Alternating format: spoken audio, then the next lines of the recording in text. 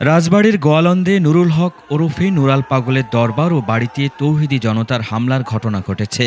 শুক্রবার জুমার নামাজের পর গোয়ালন্দ মুক্তিযোদ্ধা আনসার ক্লাব চত্বরে বিক্ষোভ শেষে দরবারে ভাঙচুর ও অগ্নিসংযোগ করে বিক্ষুব্ধরা। এক পর্যায়ে কবর থেকে নুরুল হক ওরফে নুরাল পাগলের মরদেহ তুলে পদ্মার মোড়ে আগুনে পুড়িয়ে দেয় তারা। এই ঘটনায় পুলিশ ও প্রশাসনের কর্মকর্তা সহ ৫০ জন আহত এবং ১ জন নিহত হওয়ার খবর জানা গেছে। গত ২৩শে আগস্ট মৃত্যুর পর নুরাল পাগলকে দরবারে উঁচু বেদিতে দাফন করা হয়। এটি ইসলামী শরীয়তের পরিপন্থী দাবি করে ঈমান আকিদা রক্ষা কমিটি কবর স্বাভাবিক করার আলটিমেটাম দিয়েছিল। শুক্রবার সকালে দরবার কর্তৃপক্ষ কবর নিচু করা ও সাইনবোর্ড অপসারণের কথা জানালেও বিক্ষোভকারীরা তাতে সন্তুষ্ট হয়নি। প্রশাসনের পক্ষ থেকে দাবি বাস্তবায়নের আশ্বাস দেওয়া হলেও পূর্ব ঘোষণার কর্মসূচি অনুযায়ী বিক্ষোভ করে তৌহিদি জনতা। এ সময় উপজেলা নির্বাহী অফিসার ও পুলিশের গাড়ি ভাঙচুর করা হয়। পরে সেনাবাহিনী ও র্যাব ঘটনাস্থলে গিয়ে পরিস্থিতি নিয়ন্ত্রণে আনে। ধর্ম অবমাননার অভিযোগে ময়মনসিংহের ভালুকায় এক যুবককে পিটিয়ে হত্যা করা হয়েছে। ভালুকা থানার ডিউটি অফিসার রিপন মিয়া জানান, নবীকে নিয়ে কটূক্তি করার অভিযোগে উত্তেজনা ছড়িয়ে পড়লে বৃহস্পতিবার রাত ৯টার দিকে একদল উত্তেজিত জনতা দীপু চন্দ্র দাসকে গণপিটুনি দেয়। পিটিয়ে হত্যার পর মরদেহ গাছে ঝুলিয়ে দেওয়া হয়। পরে ঢাকা ময়মনসিংহ মহাসড়কে বিক্ষোভ করে।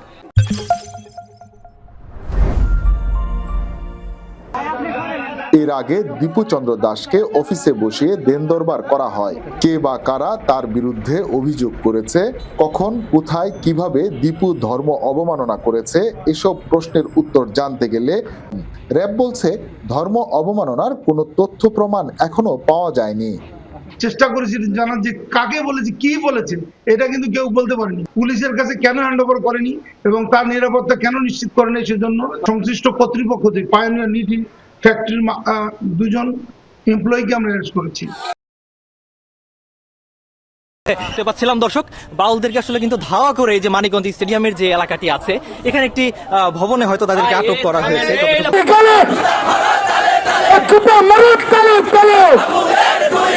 আমি এখন দাঁড়িয়ে আছি মানিকগঞ্জ গভর্নমেন্ট হাই স্কুলের উপর পাড়ে।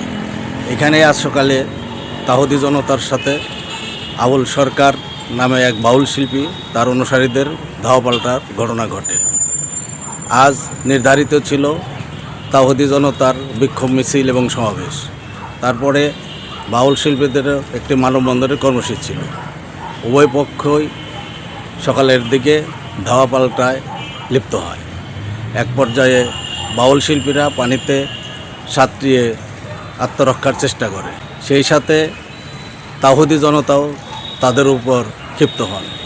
তাহুদি জনতার একটাই দাবি, ইসলাম নিয়ে কটূক্তি করা, আবুল সরকারের ফাঁসি না হওয়া পর্যন্ত তারা আন্দোলন চালিয়ে যাবে। গত কয়েক মাসে দেশের বিভিন্ন স্থানে তৌহিদি জনতার ব্যানারে নারী তারকাদের অনুষ্ঠানে বাধা, মাজার সহ বিভিন্ন ধর্মীয় ও সাংস্কৃতিক স্থাপনা অনুষ্ঠানে বাধা কিংবা হামলা করে বন্ধ করে দেওয়ার ঘটনার খবর পাওয়া গেছে। ক্ষমতা গ্রহণের ৬ মাস হতে যাওয়া অন্তর্বর্তী সরকারের পক্ষ থেকে যদিও বলা হয়েছে এসব ঘটনা মোকাবেলায় আইনশৃঙ্খলা রক্ষাকারী বাহিনী বেশ কিছু পদক্ষেপ নিয়েছে, তারপরও এ ধরনের মবের ঘটনা ঘটেই চলেছে। সাম্প্রতিক সময়ে বাংলাদেশের অন্তত 10টি স্থানে বিক্ষুব্ধ জনতার হামলার ঘটনা ঘটেছে।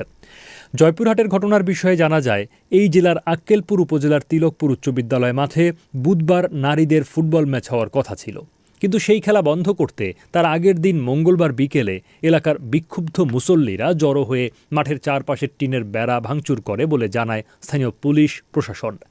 সেই ঘটনাটি সামাজিক যোগাযোগ মাধ্যম ফেসবুকেও ছড়িয়ে পড়ে। ভিডিওতে একজনকে বলতে শোনা যায়,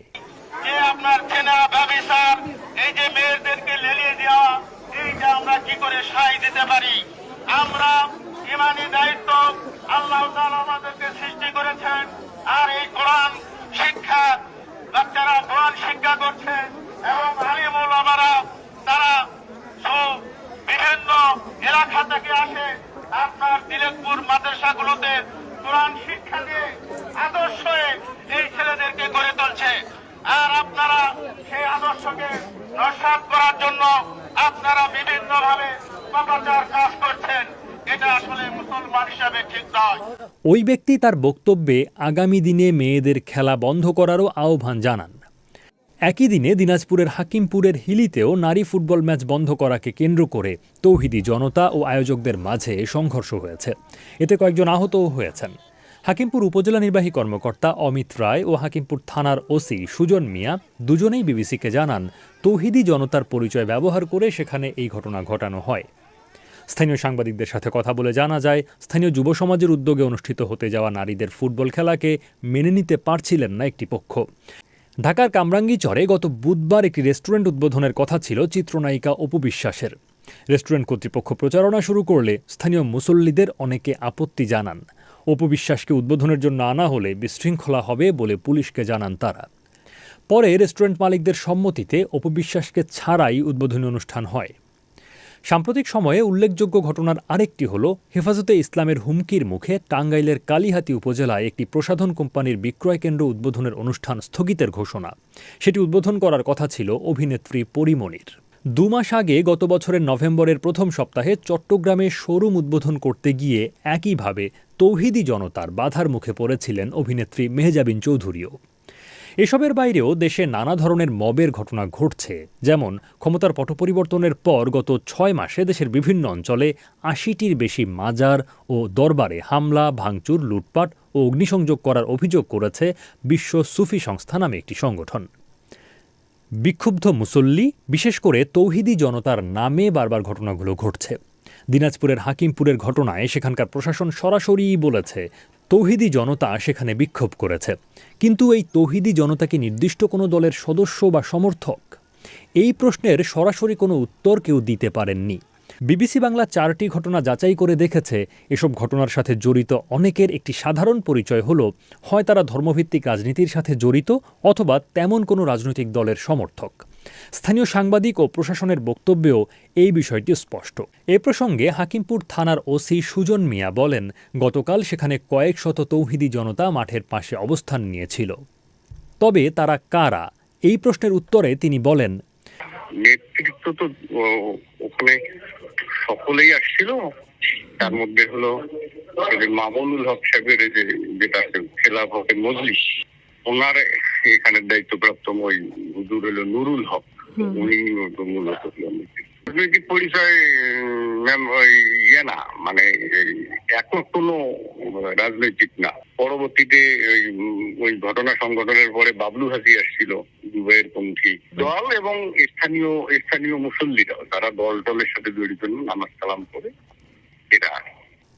দিনাজপুরের মতো জয়পুরহাটের ঘটনার বেলায় প্রশাসনের তরফ থেকে সরাসরি তৌহিদি জনতার ব্যানারে কথাটা উল্লেখ করা হয়নি।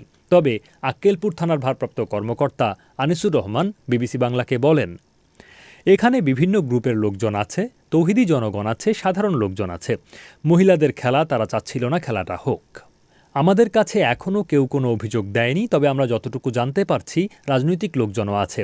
এটা চরমোনাই গ্রুপের আছে, জামায়াত ইসলামেরও আছে, বা স্থানীয় ধর্মপ্রাণ মুসলিমরাও আছেন, যোগ করেন তিনি। বিজয় দিবস উপলক্ষে রাজাকারের পাঠ মঞ্চ নাটক অনুষ্ঠানে নারী নির্যাতনের অভিনয়ের সময় বাধা দেন জামায়াত ইসলামীর নেতারা। এতে কলেজের শিক্ষার্থী, অধ্যক্ষ, ইউনো ও জামায়াত নেতাদের মধ্যে বাকবিতণ্ডতা হয়। পরে জামায়াত নেতাদের বিরুদ্ধে শিক্ষার্থীরা নানা স্লোগান দেন। লক্ষ্মীপুরের রামগতি উপজেলার আলেকজান্ডার আ.স.ম. আব্দুর রব সরকারি কলেজ মাঠে এই ঘটনা ঘটে। প্রত্যক্ষদর্শীরা জানান, বিজয় দিবসের অনুষ্ঠান উপলক্ষে কলেজ মাঠে কুচকাওয়াজ অনুষ্ঠান চলছিল। পরে রাজাকারের পাঠ মঞ্চ নাটক মঞ্চস্থ করা হয়। এ সময় প্রতিবাদ জানান উপজেলা জামায়াতে ইসলামীর আমির মাওলানা আব্দুর রহিম ও পৌর আমির আবুল খায়ের। তারা মঞ্চ থেকে তেড়ে গিয়ে কলেজের অধ্যক্ষ মোহাম্মদ আশরাফ উদ্দিনের কাছে বিষয়টির ব্যাখ্যা জানতে চান। এ সময় দুপক্ষের মধ্যে বাকবিতণ্ডতা শুরু হয়। তখন সেখানে ইউনো নীলুফা ইয়াসমিন নিপার, রামগতি থানার ওসি লিটন দেওয়ান ও মুক্তিযোদ্ধা সহ প্রশাসনের কর্মকর্তারা উপস্থিত ছিলেন।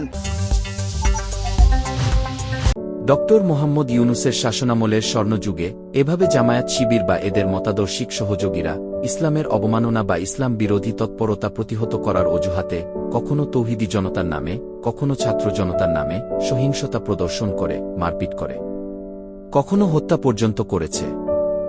ধর্ম অবমাননার জন্য দেশের প্রচলিত আইনে মামলা করে বিচারের উদ্যোগ না নিয়ে সহিংসতা ও উত্তেজনা সৃষ্টি করা, মারপিট করা বা হত্যা করা, এদের কাছে ইসলাম রক্ষার সর্বোত্তম পন্থা হিসেবে বিবেচিত। এদের উগ্রবাদী কর্মসূচির শিকার হয়ে দীপুচন্দ্র দাসের মতো কয়েকজন ব্যক্তিকে অপরাধ প্রমাণিত হবার আগেই হত্যা করা হয়েছে। আওয়ামী লীগ যেমন মুক্তিযুদ্ধের চেতনার নাম করে ভিন্নমতকে স্বাধীনতা বিরোধী আখ্যা দিয়ে গুম, হত্যা, নির্যাতনের মধ্য দিয়ে ফ্যাসিবাদী শাসন কায়েম করেছিল, জামায়াতও তেমনি ইসলাম রক্ষার চেতনার কথা বলে ভিন্নমতকে ধর্ম অবমাননাকারী, ইসলামের শত্রু আখ্যা দিয়ে হত্যাযোগ্য করে তোলার ফ্যাসিবাদী চেতনা লালন করে। ডক্টর মোহাম্মদ ইউনূসের শাসনামলে অবাধ ক্ষমতা পেয়ে জামায়াত যে ধরনের উগ্রতা দেখিয়েছে এবং বিতর্কিত কাজ করেছে, সেটা মানুষকে যে পরিমাণ বিব্রত করেছে, ভোগান্তি দিয়েছে, সেগুলো স্মরণে নিয়ে ভাবুন তো, জামায়াত কখনো পূর্ণ ক্ষমতা পেলে ইসলামের নামে এমন বাড়াবাড়ি করবে যে মানুষ তাদের মাঝে ইসলামের সহনশীলতা ও সৌন্দর্য খুঁজে পাবে না, দেখবে শুধু কঠোরতা, ইসলাম অবমাননার নামে নিপীড়ন। ইসলামী বিভিন্ন শব্দ, পরিভাষা সোশ্যাল মিডিয়ায় ট্রলের উপাদান হবে। মানুষ জামায়াতের ইসলামী চেতনা থেকে মুক্তির পথ খুঁজবে। যেমনটি মানুষ আওয়ামী লীগের মুক্তিযুদ্ধের চেতনার অতি ব্যবহারে অতিষ্ঠ হয়ে মুক্তি চেয়েছে, আওয়ামী মুক্তিযুদ্ধের চেতনা ও বঙ্গবন্ধুর স্বপ্নকে ট্রল করেছে। জামায়াতকে বর্জন করুন। চ্যানেলটি সাবস্ক্রাইব করুন।